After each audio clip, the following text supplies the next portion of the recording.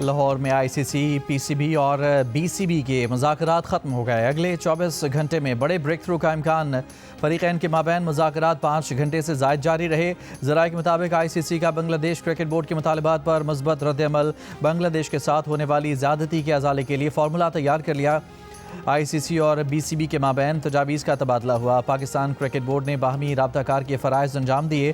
ICC کے deputy chairman Imran خواجہ تجاویز کی حتمی منظوری لینے کے لیے واپس روانہ ہو گئے۔ بنگلہ دیش بورڈ کے صدر امین الاسلام بھی اپنی حکومت کو بریف کرنے کے لیے واپس روانہ ہو گئے۔ باہمی فارمولے پر اتفاق کے بعد آج دوپہر ICC اور BCB کا دوبارہ رابطہ ہوگا۔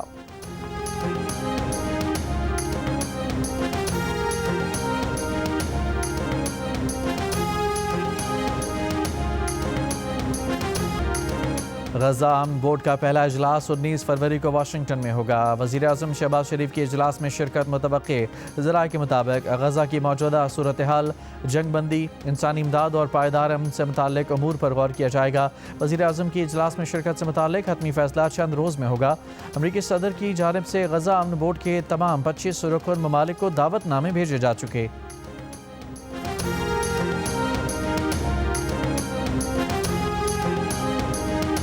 8 فروری کو جلا دو گرا دو کی کال تھی، مگر اس مائنڈ سیٹ کو ناکام بنا دیا۔ نوجوان نسل اور عوام نے کال کو مسترد کر دیا۔ لاہور اور پاکستان کی فتح ہوئی ہے۔ ہم اگلے سال اس سے زیادہ بھرپور بسنت دیکھیں گے۔ سینئر صوبائی وزیر مریم اورنگزیب کی گفتگو۔ کہا کہ وزیر اعلیٰ پنجاب نے بسنت کے حوالے سے مشکل فیصلے پر عمل کرایا۔ لاہور میں ڈور اور پتنگ بنانے والا رجسٹر تھا۔ 14 لاکھ موٹر بائکس پر سیفٹی راڈ لگائے گئے۔ 512 بسوں کے ذریعے شہریوں کو مفت سروس فراہم کی گئی۔ 3 دنوں میں 20 لاکھ لوگوں نے اس ٹرانسپورٹ پر سفر کیا۔ 10 لاکھ گاڑیاں پنجاب میں داخل ہوئی ہیں۔ ضلع انتظامیہ نے وزیر اعلیٰ کے ویژن کے مطابق کمال کا کام کیا۔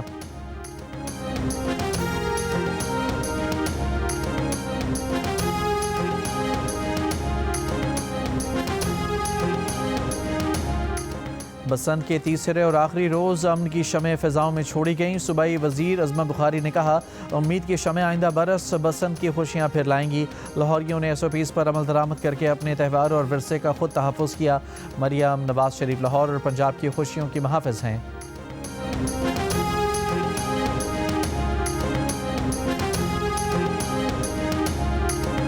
بلوچستان حکومت نے کوئٹہ کے ریڈ زون کو محفوظ بنانے کے لیے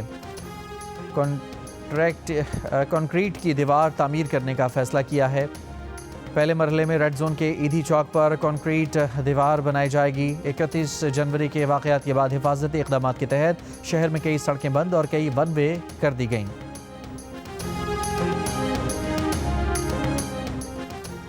کراچی کے علاقے پرانا گولی مار میں رینجرز اور پولیس کی کارروائی، 4 بھتہ خور گرفتار، اسلحہ اور منشیات برآمد۔ بلدیہ ٹاؤن میں پولیس کا جعلی ادویات بنانے والی فیکٹری پر چھاپا، بڑی تعداد میں جعلی ادویات برآمد۔ فیکٹری مالک اور بیٹا فرار، 3 ملازمین گرفتار، مقدمہ درج۔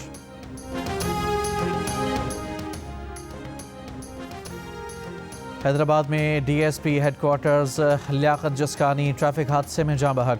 پولیس کا کہنا ہے کہ ابتدائی اطلاعات کے مطابق انہیں گاڑی چلاتے ہوئے دل کا دورہ پڑا، کار بے قابو ہو کر حادثے کا شکار ہو گئی۔ لیاقت جسکانی اپنی گاڑی میں اکیلے سفر کر رہے تھے۔ وزیر خزانہ محمد اورنگزیب کی سعودی وزیر منصوبہ بندی فیصل بن فاضل آل ابراہیم سے ملاقات، باہمی دلچسپی کے امور، اقتصادی تعاون بڑھانے پر گفتگو۔ ملاقات العلا میں ایمرجنگ مارکیٹ اکانومیز کانفرنس کے موقع پر ہوئی۔ کانفرنس IMF اور سعودی وزارت خزانہ کے باہمی اشتراک سے منعقد کی جا رہی ہے۔ کانفرنس میں IMF کے مینیجنگ ڈائریکٹر بھی شریک ہیں۔ عالمی بینک کا پاکستان کے لیے $20 ارب کے 10 سالہ پروگرام پر عمل درآمد کا اعادہ۔ وزیر خزانہ محمد اورنگزیب کی سعودی عرب میں عالمی بینک کی MD سے ملاقات۔ وزارت خزانہ کے مطابق ملاقات میں پاکستان اور عالمی بینک کے ترقیاتی فریم ورک پر پیش رفت کا جائزہ لیا گیا۔ توانائی، تعلیم، صحت اور موسمیاتی تبدیلی کے شعبوں میں تعاون پر بھی گفتگو کی گئی۔ قرض کے بدلے ترقیاتی منصوبوں پر بھی بات چیت کی گئی۔ عالمی بینک نے مختلف منصوبوں پر عمل درآمد بہتر بنانے پر زور دیا۔ پاکستان کی معاشی اصلاحات کی حمایت جاری رکھنے کی یقین دہانی کرائی۔ وزیر خزانہ کی سعودی وزیر سرمایہ کاری فیصل بن فاضل ابراہیم سے بھی ملاقات۔ سعودی وزیر نے کہا کہ سعودی عرب پاکستانی ٹیلنٹ سے استفادہ کرنے کے لیے پرعزم ہے۔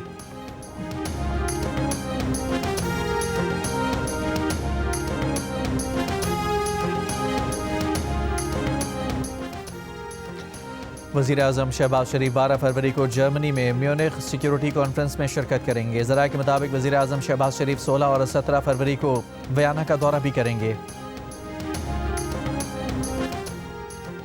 سعودی عرب کے دارالحکومت ریاض میں عالمی دفاعی نمائش کا آغاز، پاکستان سمیت 80 ملکوں کی شرکت۔ وزیر دفاع خواجہ آصف اور وزیر مملکت طلال چودھری نے پاکستان کی نمائندگی کی۔ وزیر دفاع خواجہ آصف نے کہا کہ پاکستان دفاعی اعتبار سے پوری دنیا میں اپنا مقام بنا چکا ہے۔ کئی ملک پاکستان کے لڑاکا طیاروں سمیت دفاعی ٹیکنالوجی حاصل کرنے کے خواہش مند ہیں اور اس کے لیے ہمیں بڑے آرڈر مل رہے ہیں۔ آئندہ پاکستانی معیشت میں ہماری دفاعی صلاحیت کا بڑا کردار ہوگا۔ خواجہ آصف نے پاکستانی اسلحہ ساز کمپنیوں کے سٹالز کا دورہ بھی کیا۔ نمائش میں شریک وزیر مملکت طلال چودھری نے کہا کہ سعودی عرب اور پاکستان کے درمیان دفاعی معاہدے کے بعد دونوں ممالک کے درمیان تعلقات انتہائی مضبوط اور مستحکم ہوئے ہیں۔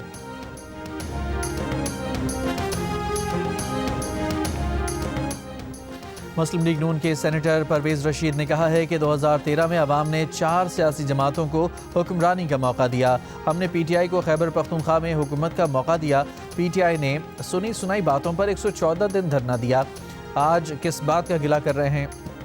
جو آپ نے کیا اس کا انجام یہی ہونا تھا۔ لاہور میں عاصمہ جہانگیر کانفرنس کے دوران پی ٹی آئی کے سینیٹر علی ظفر نے کہا کہ جمہوریت کا حسن ہے کہ ہر فرد کی آواز سنی جائے۔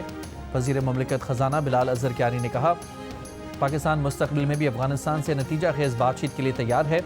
افغانستان کو دہشت گردی کے خاتمے کے لیے مثبت دیر پا اقدام کرنا ہوں گے۔ خدشہ ہے کہ انسانی بنیادوں پر دی جانے والی امداد طالبان رجیم کی مضبوطی پر خرچ ہو رہی ہے۔ پیپلز پارٹی کے رکن قومی اسمبلی شرمیلا فاروقی نے کہا کہ خواتین کو برابری کی سطح پر حقوق ملنے چاہیے۔ پارلیمنٹ کے خواتین کے لیے بنے قوانین پر عمل کیا جا رہا ہے۔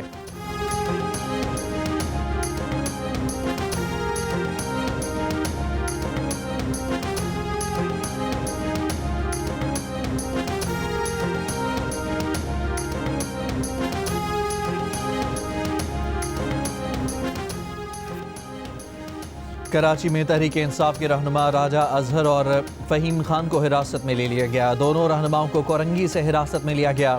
حلیم عادل شیخ کی مذمت، کہا راجہ اظہر اور فہیم خان کی گرفتاری آئین اور قانون کی توہین ہے۔ کراچی میں الیکشن کمیشن کے دفتر کے باہر سے حراست میں لیے گئے جماعت اسلامی کے ذمہ داروں اور کارکنوں کو رہا کر دیا گیا۔ رہائی کے بعد جماعت اسلامی کراچی کے قائم مقام امیر مسلم پرویز نے کہا کہ ایسا لگتا ہے کہ سندھ حکومت دستور اور قانون کی خلاف ورزی کر رہی ہے۔ اس سے پہلے پولیس نے الیکشن کمیشن کے دفتر کے باہر پریس کانفرنس کرنے والے رکن سندھ اسمبلی محمد فاروق کو حراست میں لیا تھا۔ احتجاج کرنے والے مظاہرین کو منتشر کر دیا تھا۔ کراچی میں اسپیشل انویسٹیگیشن آفیسر ابراہیم حیدری کا استعفیٰ وائرل۔ انسپکٹر فرید خان نے استعفیٰ S S P investigation asset zone 2 کے نام لکھا۔ اعلیٰ افسران پر سنگین الزامات لگائے۔ آئی جی سندھ کا نوٹس، ایڈیشنل آئی جی کراچی کو تحقیقات کا حکم۔ انسپکٹر فرید سے ملاقات کر کے جائز تحفظات دور کرنے کی ہدایت۔ انسپکٹر فرید نے استعفے میں لکھا کہ تفتیشی افسر کو وسائل کی کمی اور بدسلوکی سمیت متعدد چیلنجز کا سامنا کرنا پڑتا ہے۔ معمولی مفادات کے لیے ذلیل کیا جاتا ہے۔ انویسٹیگیشن افسر معاملات سنبھالتا ہے لیکن اعلیٰ افسران رکاوٹ بن جاتے ہیں۔ شوکاز نوٹس، سنگین سزاؤں اور ملازمت سے برطرفی کی دھمکیاں دی جاتی ہیں۔ گجرانوالہ میں 2 سالہ بچہ سیوریج لائن میں گر کر جاں بحق۔ پولیس کے مطابق واقعہ کامونکی کے علاقے عبداللہ روڈ پر پیش آیا، جہاں بچہ گھر کے باہر کھیلتے ہوئے سیوریج لائن میں گرا۔ بہاول نگر میں 3 سال کا بچہ گندے پانی کے گڑھے میں گر کر جاں بحق۔